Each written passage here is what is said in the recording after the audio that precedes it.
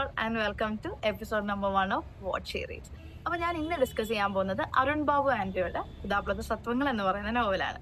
അപ്പം ഈ നോവലിനെ പറ്റി പറയുന്നതിന് മുന്നേ ഈ നോവലിലേക്ക് ഞാൻ എങ്ങനെ എത്തിയെന്ന് പറയാം. ഈ നോവൽ ഞാൻ പർച്ചേസ് ചെയ്യുന്നത് നമ്മുടെ ആലപ്പുഴ മാതൃഭൂമിയുടെ ബുക്ക് സ്റ്റോറിൽ നിന്നാണ്. അപ്പം അവിടുത്തെ സ്റ്റോർ കീപ്പർ ആയിട്ടുള്ള ചേട്ടനാണ് എനിക്ക് ഈ ബുക്ക് സജസ്റ്റ് ചെയ്തത്.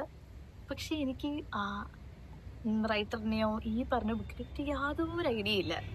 ഞാൻ എന്ത് ചെയ്ത് ഈ പുസ്തകം വാങ്ങിയിട്ട് വന്നിട്ട് അവിടെ എൻ്റെ റൂമിൽ കീപ്പ് ചെയ്തിരുന്ന സമയത്ത് എൻ്റെ ഫ്രണ്ടാണ് ഇത് ആദ്യം വായിക്കാൻ എടുക്കുന്നത്. അപ്പം ഇതിനെപ്പറ്റി ഒരു റിവ്യൂ വായിച്ചിട്ടില്ല, ഇത് ആളുകൾക്ക് എത്ര എൻഗേജിങ് ആണ്, അവർക്ക് ഇത് വർക്കായി ഒരു ഐഡിയ എനിക്കില്ല ഇതിനെപ്പറ്റി. കാരണം കുറേ നാൾ ഞാൻ ബുക്സിനെ പറ്റി അങ്ങനെ സെർച്ച് ചെയ്യുന്നില്ലായിരുന്നു, എൻ്റെ കയ്യിലുള്ള പുസ്തകങ്ങളാണ് വായിച്ചുകൊണ്ടിരുന്നത്.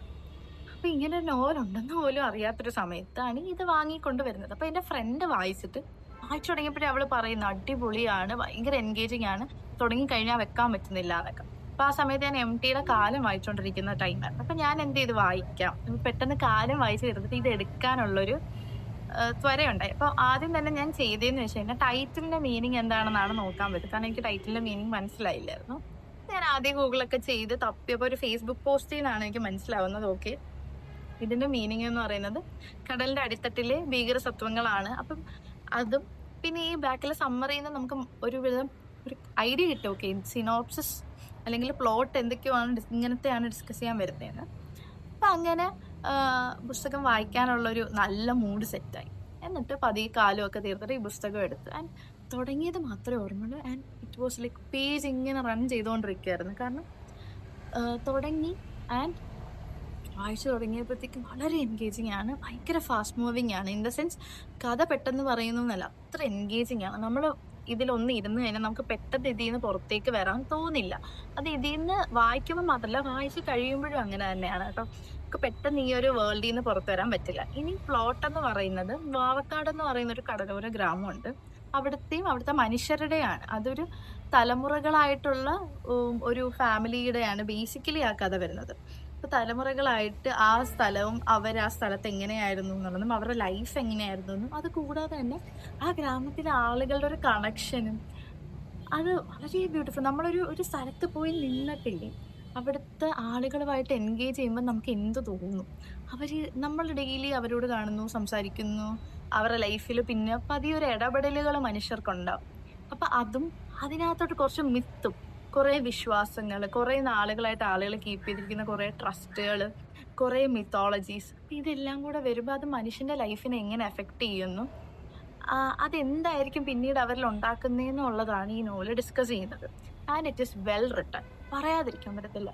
അവരുടെ സ്ഥലമാണെങ്കിലും ആളുകളാണെങ്കിലും അവരുടെ ക്യാരക്ടർ ആണെങ്കിലും അവർ സംസാരിക്കുന്ന രീതികളാണെങ്കിലും ഒരിടത്ത് പോലും ഒരു ഡ്രോപ്പ് റൈറ്റർ ഉണ്ടാക്കിയിട്ടില്ല, ഒട്ടും ലാഗിയില്ല. ഒരു പെർസെൻറ്റേജ് പോലും എനിക്ക് ഈ നോവൽ വായിച്ചപ്പോൾ ലാഗ് ഫീൽ ചെയ്തിട്ടില്ല. വളരെ പെട്ടെന്ന് വായിക്കുകയും നമുക്ക് ആ ഒരു ത്വര ഉണ്ടാവും പെട്ടെന്ന് വായിച്ചു തീർക്കാൻ. അതുകൂടാതെ തന്നെ ഈ നോവലിൻ്റെ ഒരു ഭയങ്കര അട്രാക്റ്റീവ് ഫാക്ടർ ഈ പറഞ്ഞ ടൈറ്റിലും കവർ പേജും ഒക്കെ ആണെങ്കിൽ ഏറ്റവും എൻഗേജിങ് ആയിട്ട് എഴുതി വെച്ചിരിക്കുകയാണ്.